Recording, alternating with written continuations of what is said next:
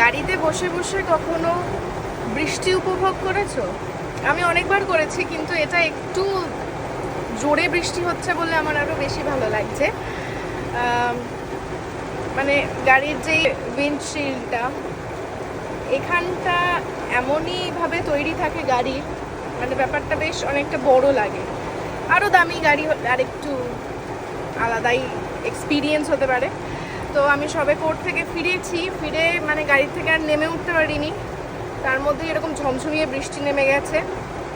মানে ছাতা নিয়ে নামলেও আমি ভিজেই যাব, তার থেকে ভালো একটু ওয়েট করে যাই ভাবলাম। কিন্তু ওয়াইপারটা না চালিয়ে এতটা ভালো লাগছে আমি এবারে বলে বোঝাতে পারবো না। আমি একটু দেখানোর চেষ্টা করি। মানে এই দেখো, এই হচ্ছে আমার দৃশ্য, মানে আমি আপাতত এইভাবে দেখতে পাচ্ছি।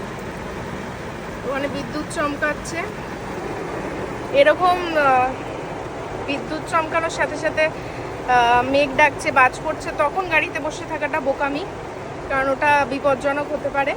তো এরকম কেউ করো না। আমি আপাতত কোনো উপায় নেই বলে এইভাবে বসে রয়েছি। তবে কি করব, ভয় পাওয়ার থেকে ভালো যে একটু দৃশ্যটা উপভোগ করেই নি। জানি না ফোনে দেখা যাচ্ছে কিনা, কিন্তু বেশ ভালো লাগছে দেখতে। বাইরে বিদ্যুৎ চমকাচ্ছে, দেখতে পাচ্ছ?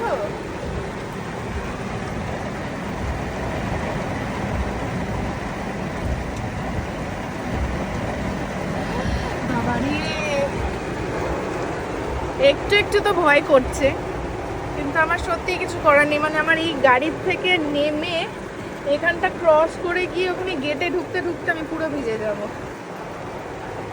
তাই আপাতত এইভাবে বসেই